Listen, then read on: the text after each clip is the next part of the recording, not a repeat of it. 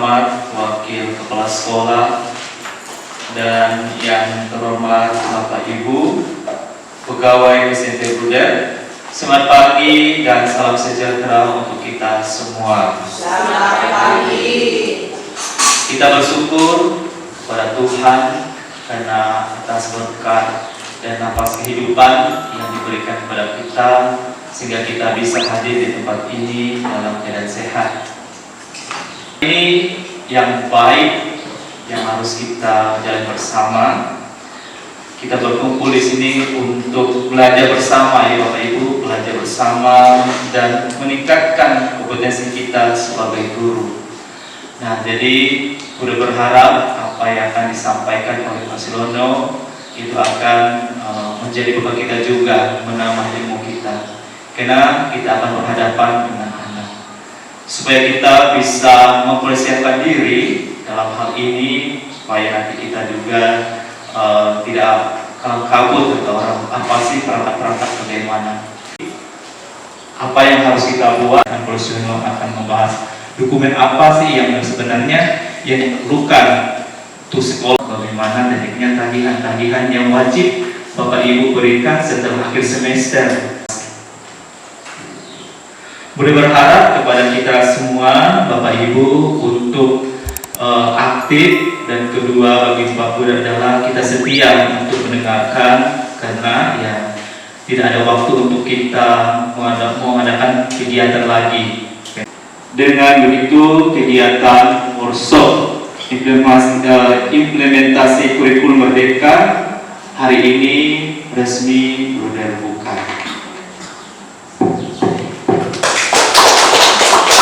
Kasih menjelaskan kepada MC.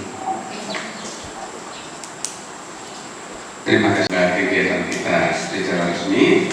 Baik, selanjutnya kami persilakan kepada Pak Suyono sebelum masuk ke materi memperkenalkan diri dulu secara singkat. Selamat pagi, Bruder, Bapak Ibu sekalian. Selamat pagi. Halo, perkenalkan, nama saya Suyono. Saat ini saya sudah berusia 31 tahun. Ya, ya.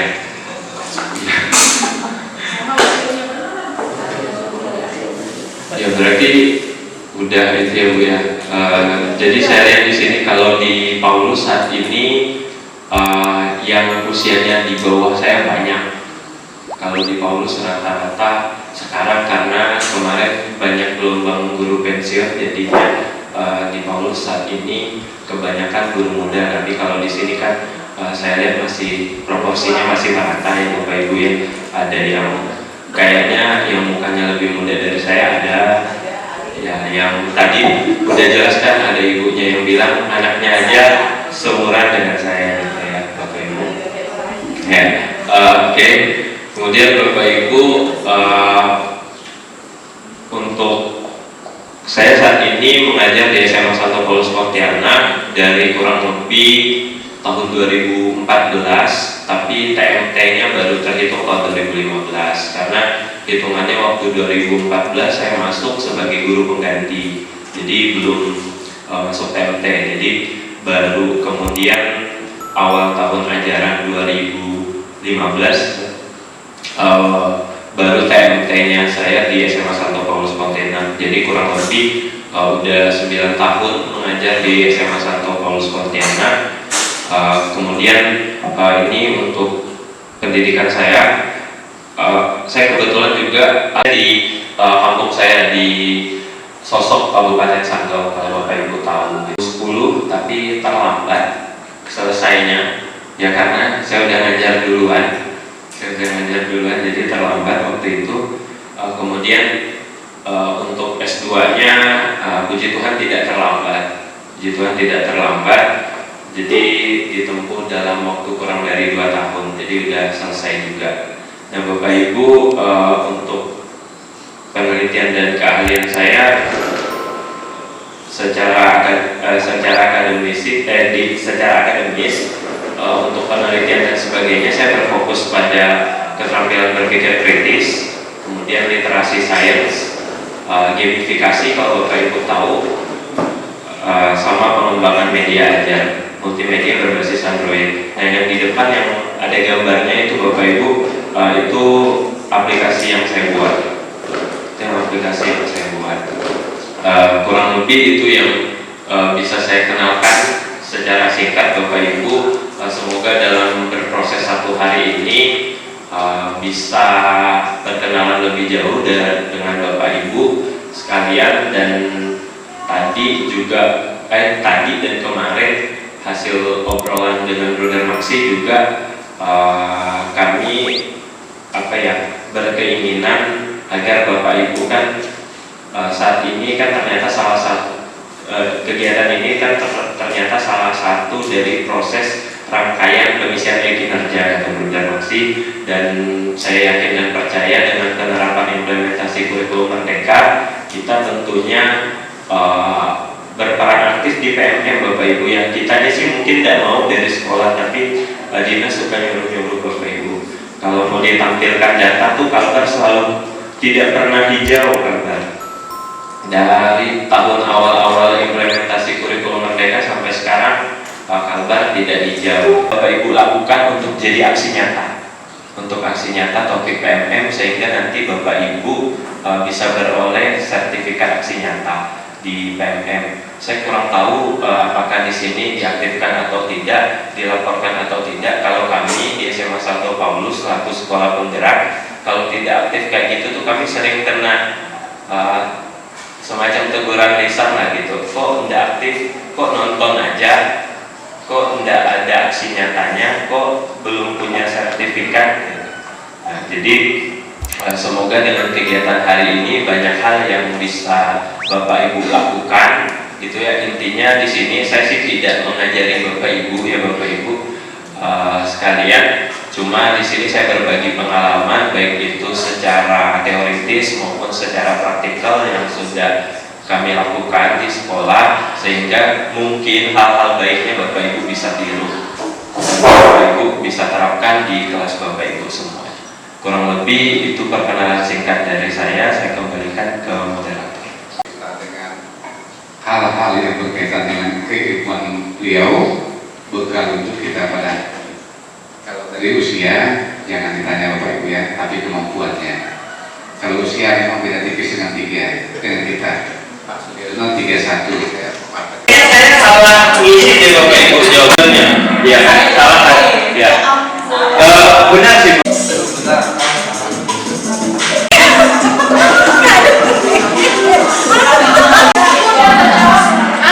Mereka tuh bukan profil pelajar Pancasila Bapak Ibu.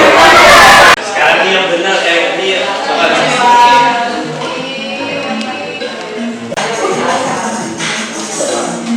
Kira-kira apa yang mau saya sampaikan ke Bapak Ibu berdasarkan hasil tes tadi, berdasarkan hasil kita mengerjakan kuis dengan secara cepat gitu Bapak Ibu. Jadi untuk melihat pemahaman awal peserta yang akan kita angkut tuh kayak mana sih gitu.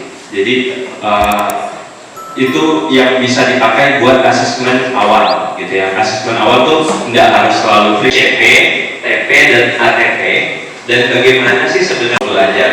Nah, harapan saya di sesi kali ini Bapak Ibu dengan dia terbaru, keluarnya sekitar Oktober, tapi baru dibaru ya Bapak Ibu.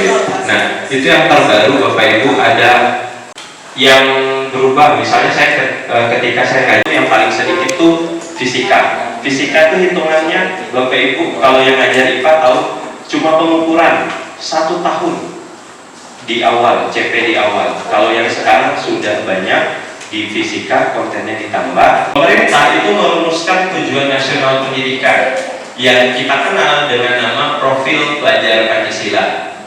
Ada 6 dimensi itu Bapak Ibu. Ada yang apa Bapak Ibu? 6 dimensi profil pelajar Pancasila. Yang pertama, beriman, bertakwa, dan berakhlak mulia ya. Itu yang pertama. Yang kedua, berkebinekaan global, bernalar kritis, mandiri, gotong royong, dan yang terakhir kreatif. Oke. Ternyata capaian pembelajaran itu adalah yang harus dimiliki oleh peserta didik setelah menempuh satu fase.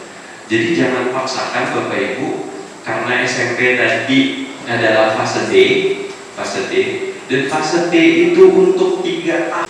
Nanti kelas 8, kelas 9 ngapain? Udah nggak ada CP baru lagi, misalnya.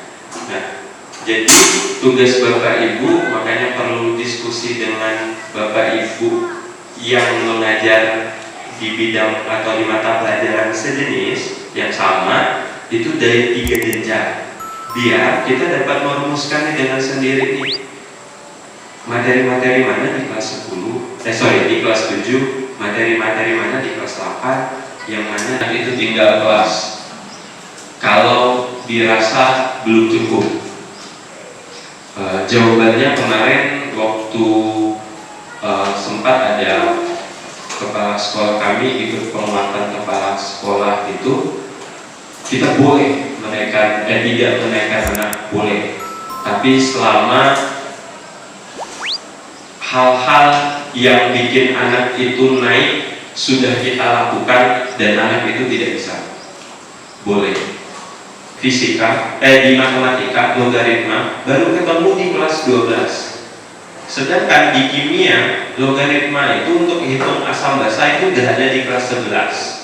Jadi anak belum punya tuh kemampuan logaritma, tapi udah harus penerapan di kelas 11 tadi.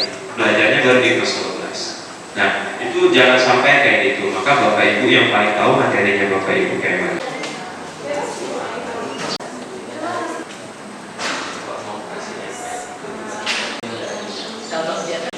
Saya bilang sampai titik koma dengan tapi terlalu besar. Kalau Bapak bisa apakahnya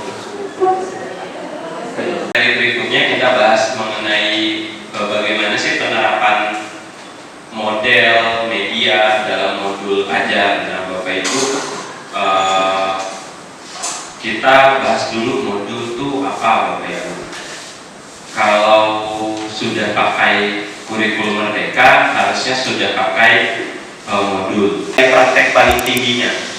Jadi kalau misalnya olahraga, shoot under ring gitu, shoot under ring. Jadi yang diambil adalah nilai paling tingginya, tidak boleh dirata-ratakan. Yang lain dengan KD-KD yang lain, barulah kemudian dirata-ratakan. Ya, nilainya sama. Kemudian kalau kurikulum Merdeka lalu jadinya salah. Yang kita kenal di kurikulum. Nanti kami mohon kembali kepada kepala sekolah untuk menutup pertemuan dan nanti pelajaran menutup. Jadi kami juga berterima kasih kepada kita semua. Nanti di akhir acara kita foto-foto, di mana di sini sudah ada kepala sekolah, ada Pak Suryono, ada Ibu Yayasan sendiri ya. Aduh, Ibu Yayasan. Sama, jadi kemudian Bapak Ibu, kita mengabadikan kegiatan ini sebagai salah satu yang bisa untuk yang lain-lainnya ya Bapak Ibu. Kemudian kepada tim, ada beberapa yang akan kita tindak lanjuti Bapak Ibu, terutama mengenai tindak lanjut penetapan KKM. Itu perlu juga akan kita tindak lanjuti apakah tahun ini atau semester depan yang menjadi tindak lanjut kita. Terus yang kedua itu tagihan setiap akhir semester Bapak Ibu, kita akan buat sesuai dengan sudah disampaikan oleh Pak Suryono. Maka Bapak Ibu yang akan selesai, contohnya saja selesai akhir semester wajib untuk memberikan tagihan-tagihan yang sekolah, bukan hanya ke bulan kepala sekolah, tapi ke bulan sekolah perlu supaya memang sudah dikirim. Dan saya melihat juga bahwa rapor ini memang tidak jauh beda yang selama ini juga kita gunakan. Ini yang saya pelajari. Nah, yang lain mengapa bisa online, mengapa tidak. Nah, inilah jawabannya. Maukah secara online atau hanya dikerjakan di sekolah? Mekanismenya itu juga salah maksud Buddha. Maka dengan ini Buddha kasih penjelasan dengan Pak Suri bagaimana sih metodenya, dan diiringi dibahas juga supaya tahu teknik-tekniknya. Oh, begini loh caranya. Nah, Jadi tidak ada lagi bertanya-tanya mengapa era ini bisa online, kok hanya di sekolah, mengapa bisa di luar. Nah, ada sudah Bapak Ibu sudah dijawab. Nah, sekarang hanya kesepakatan kita sebagai guru di sini bagaimana untuk kedepannya. Kan artinya tidak menggunakan e-rapor untuk tengah semester karena ini hanya bisa Bapak Ibu print sendiri, hanya untuk wali kelas saja. Jadi tidak lagi membakar hanya e-rapor, nanti bermasalah dan sebagainya. E-rapor hanya digunakan untuk penilaian akhir semester. Kalau penilaian tengah semester tidak, karena kita hanya memberi, katakan di sini ada rapor ini, maka kita pakai Excel saja. Maka itu tidak perlu begitu ribet, karena itu hanya beberapa bab yang kita ujikan kepada anak. Itu yang menjadi penegasan untuk kegiatan kita pada hari ini, Bapak Ibu. Sekali lagi saya tetap meminta ada yang harus kita jalankan dan ada beberapa hal yang harus kita evaluasi lagi, terutama yang sudah sampaikan. Nah, sekali lagi Pak Silono, terima kasih untuk kegiatan hari ini. Terima kasih kepada Pak Silono yang sudah mau membagikan atau memberikan ilmu lah ya, kabar yang baik untuk kami di sini dalam SMP Bruden. Setelah ini kita akan coba bersama